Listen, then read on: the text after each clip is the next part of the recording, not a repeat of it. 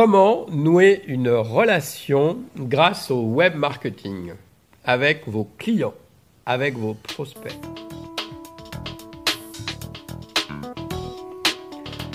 Bonjour, c'est Philippe d'Inforéole. Nous allons voir dans ce module comment nouer une relation commerciale, comment nouer une relation marketing avec vos futurs clients, avec vos futurs fans. Jusqu'à présent, je vous ai parlé des mécanismes de cheminement, des mécanismes de fidélisation. Je vous ai parlé de ces principes-là. Je vous ai également parlé de la polarisation de votre contenu, etc. Mais on n'est pas rentré dans les détails. Le secret pour nouer une relation avec vos clients, avec vos prospects, c'est de collecter les adresses email. Ça, c'est la règle numéro 1 quand on veut faire du business en ligne, quand on veut utiliser Internet pour booster ses ventes, son chiffre d'affaires. La première chose à faire, c'est de récupérer les adresses email. Ça ne s'adresse pas que pour les commerces en ligne ou les commerces sur Internet. Bien sûr que non. Aux États-Unis, il est très fréquent quand vous allez dans n'importe quel petit commerce de ville et pas seulement dans les chaînes. Si vous allez dans un café ou si vous allez dans un coiffeur, il a été mis en place quelque chose pour vous inciter à laisser votre email.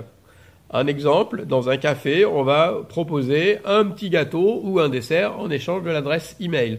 Ou alors dans un salon de coiffure, par exemple, vous allez proposer un échantillon. Pourquoi ils font ça ? Ces commerçants, eh bien, ça leur permet ensuite de proposer régulièrement à ces clients, puisque là, ce sont déjà des clients, puisqu'ils sont déjà venus une fois chez eux. Ça leur permet, par exemple, de proposer le nouveau menu, la nouvelle coupe, la réduction sur ceci, la dernière parution, le dernier livre, ou alors le dernier conseil vidéo qu'ils ont mis en ligne, ou le cours de cuisine.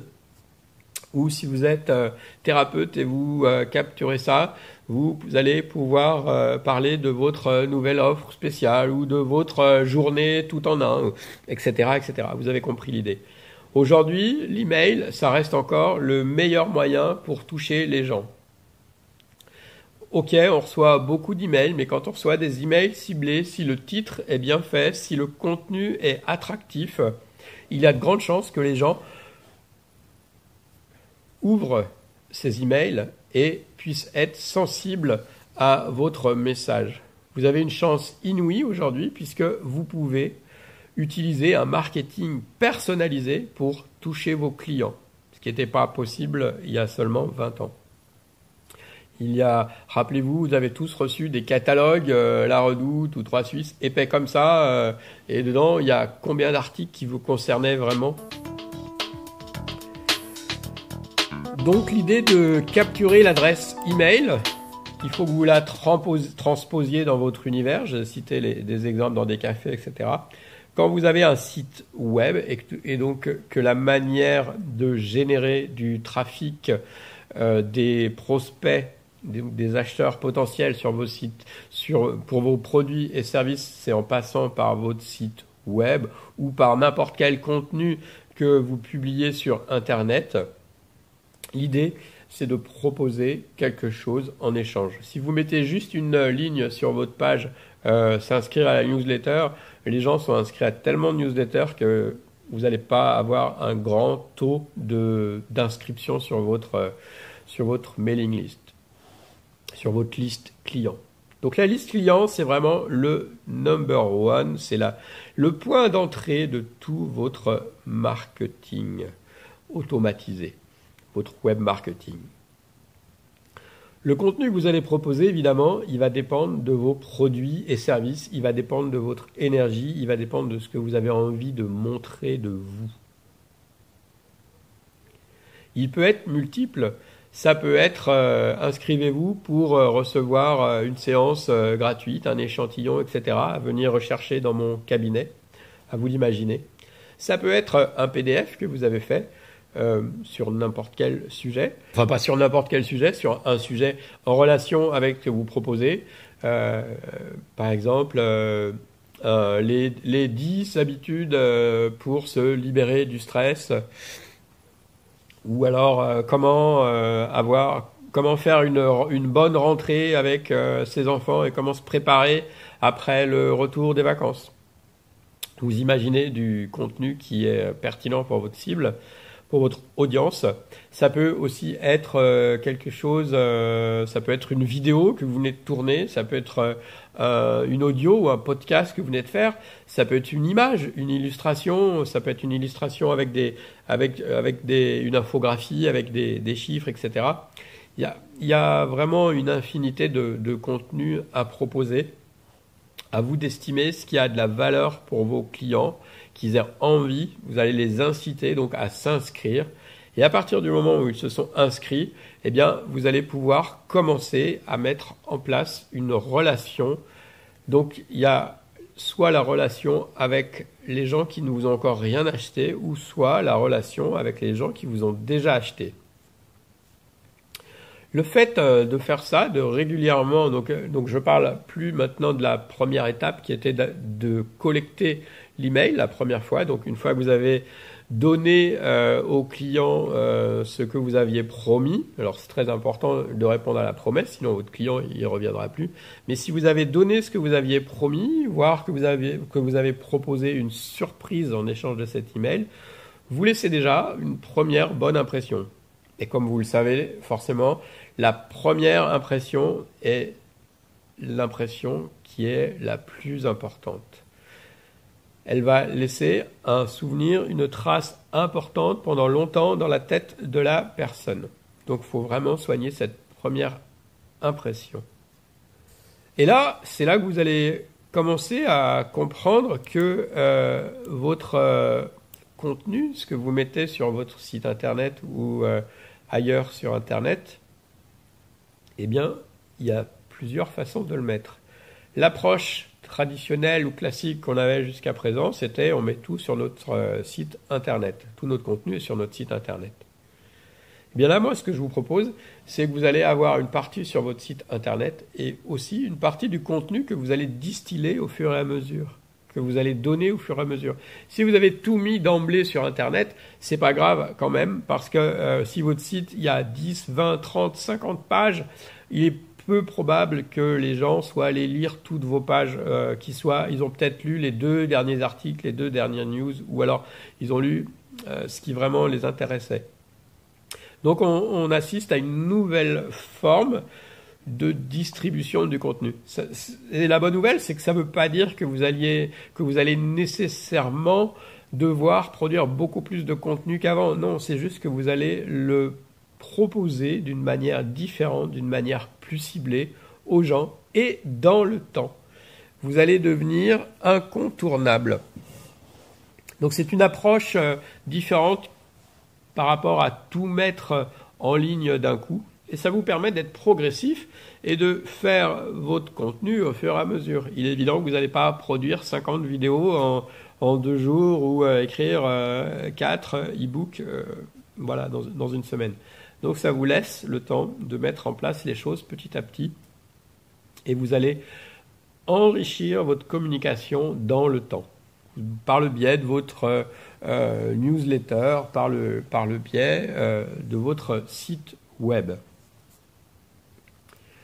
Et vous allez aussi, on verra en détail plus tard, mais vous allez aussi prendre en compte les retours de vos clients pour vous améliorer sans cesse. Et les retours, ça peut être juste des commentaires non sollicités, c'est-à-dire que vous n'aviez rien mis spécialement en place pour avoir des commentaires, mais ça peut aussi être vous qui demandez aux clients de mettre des commentaires, mais ça peut aussi être des sondages express. Et plus vous allez en savoir sur vos clients, plus ça va être facile de proposer un message adapté à vos clients, à vos prospects. Vous allez donc multiplier les points de contact, les occasions de prendre contact avec vos clients. Plus vous avez de points de contact et plus vous allez devenir incontournable dans la tête de vos clients. Il est assez rare qu'un client ou qu'un visiteur achète quelque chose la première fois qu'il vient sur votre site web. C'est pour ça que vous avez tout intérêt à mettre en place ces points de contact. Alors, je vais prendre un exemple qui est issu de ce livre que je vous recommande, Le secret des entrepreneurs libres, de Sébastien, le marketeur français. Je vous mettrai le lien après. Donc, stratégie de l'échec, un seul point de contact. Alors, c'est ce que les gens qui ne sont pas formés au marketing font. C'est-à-dire, ils ont un prospect qui appelle, qui passe un coup de fil, donc qui a vu votre annonce, votre publicité, qui a trouvé vos coordonnées, et il pose une question, et puis votre seule stratégie, c'est de croiser les doigts. Qu'est-ce que vous faites? Je fais ci, je fais ça, voilà, je fais ça. Et votre stratégie, c'est, je croise les doigts, il achète pas, il achète pas. Et forcément, il va y avoir beaucoup de pertes entre le nombre d'appels que vous avez. Alors peut-être que déjà, vous n'avez pas beaucoup d'appels, mais en plus, vous risquez de ne pas vendre beaucoup de vos produits. Donc ça, il n'y a qu'un seul point de contact. Le client appelle et on attend un miracle. On attend qu'un miracle se produise, que votre client achète tout de suite. Une autre stratégie, c'est donc de multiplier les points de contact. Donc Sébastien Knight avait une école de danse, de salsa, et donc il nous décrit comment il avait mis en place ces points de contact. Donc il avait un site web, le client visite le site web, il est intéressé, et donc il appelle, il trouve le numéro et il appelle. Donc ça, c'est le premier point de contact. Et donc ce qu'on fait, c'est qu'on répond à ces questions et on lui propose de prendre ses coordonnées pour l'inscrire à un cours gratuit. Donc là, vous voyez, dès le coup de fil, on a pris son email, on a collecté son email. Et donc ça, c'est le deuxième point de contact.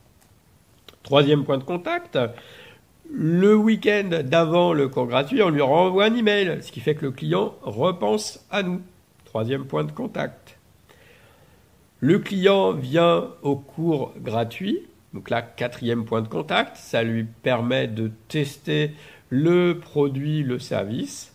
Et dernier point de contact, sur place, on lui propose un abonnement à l'année ou au trimestre. Et donc, vous voyez, là, il y a beaucoup plus de chances quand un client appelle, quand un prospect appelle, qu'il se transforme en client que si vous aviez juste oui, allô, est-ce que vous pouvez m'en dire plus sur les cours de danse? Oui, alors voilà, ça se passe comme ci, comme ci, comme ça. Bon, ok, je vous rappelle, je vais réfléchir. Non, il ne faut pas faire ça. Vous avez quelqu'un qui est venu dans votre pas de porte, dans votre commerce virtuel, donc votre site web ou votre page Facebook, il vous appelle, vous ne ratez pas l'occasion, vous multipliez les points de contact. Et par la suite, c'est pareil, dans toutes les communications que vous allez faire, vous allez multiplier les points de contact. Le fait d'avoir une relation avec vos clients, vous avez la possibilité de le recontacter. Quand quelqu'un visite votre site internet, il se peut qu'il soit interrompu.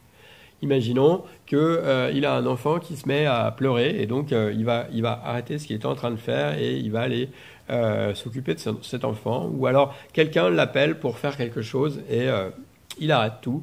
Et quand il revient, il a oublié ce qu'il faisait, il a oublié votre site sur lequel il était tombé par hasard. Et pas de chance, il n'arrive pas à remettre le doigt dessus. Et vous n'avez aucun moyen de recontacter ce visiteur. Donc voilà pourquoi une autre raison pour laquelle il faut vraiment mettre en place ces points de contact. Il faut aussi, donc quand le cas du client, il appelle, il ne faut pas le laisser raccrocher sans avoir pris ses coordonnées. J'ai parlé jusqu'à présent uniquement de newsletters, mais ça peut aussi être des SMS, ça peut être un message sur Messenger, ça peut être quelque chose sur un compte Twitter ou Instagram, ça peut être envoyer quelque chose à une adresse physique ou réelle. Donc vous voyez, il y a plein de façons différentes de multiplier les points de contact. Alors évidemment, si vous devez faire tout ça à la main, ça va vous prendre un temps fou et il va y avoir des ratés. Eh bien, la bonne nouvelle, c'est que grâce à l'informatique, nous allons pouvoir automatiser le marketing et mettre en place une véritable machine à vendre. C'est ça que je vous propose de mettre en place. Donc, nous étudierons ça dans les modules suivants, comment on peut mettre en place cette machine à vendre pour nouer ces relations avec nos clients et avec nos prospects sans s'épuiser à la tâche. Pour terminer, je voudrais vous proposer un exercice pour que vous commenciez à vous projeter dans ce que vous allez proposer à vos clients. Dans une précédente vidéo, je vous avais demandé de réfléchir à quel était votre produit ou service phare. Si jamais vous n'avez pas fait encore cet exercice, je redonne l'exercice. Donc vous faites l'exercice et vous mettez en pause la vidéo avant de passer à la suite. La question c'était quel est votre produit phare, c'est-à-dire quelle est la chose que vous feriez tous les jours, même sans vous faire payer, et quelle est la chose sur laquelle vous avez vraiment envie de devenir incontournable. Donc si vous n'avez pas encore fait cet exercice-là, mettez en pause, prenez le temps nécessaire pour réfléchir à ça et ensuite vous remettez en route la vidéo. Pour ceux qui savent déjà quel est leur produit incontournable ou leur produit phare, eh bien, je vous propose l'exercice suivant. C'est l'exercice du client unique. Et donc, nous allons réfléchir.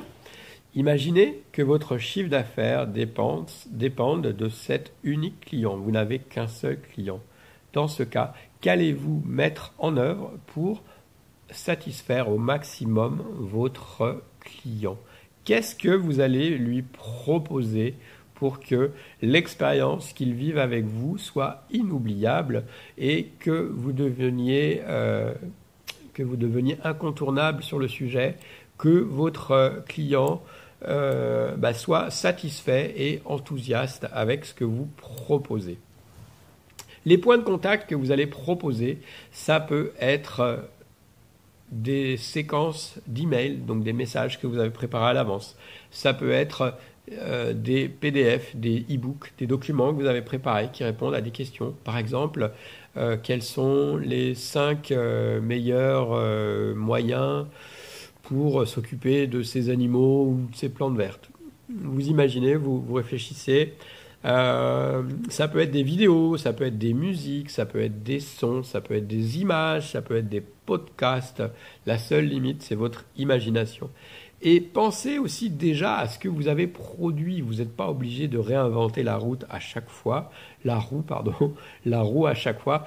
On va réutiliser au maximum votre contenu, votre matériel existant. Donc ça, c'est important. Donc, vous prenez sur une feuille, vous dessinez voilà, toutes les étapes qui se passent entre le moment où le client vous appelle ou vous découvre et tout ce que vous allez faire. Ça nous servira par la suite. Ça va être un moyen pour démarrer concrètement et rentrer plus dans le détail de la création de votre site web et de votre web marketing. Dernier point, évidemment, toutes ces séquences seront automatisées le plus possible. Voilà, je vous dis bon exercice, laissez vos réponses en dessous et puis merci et à bientôt.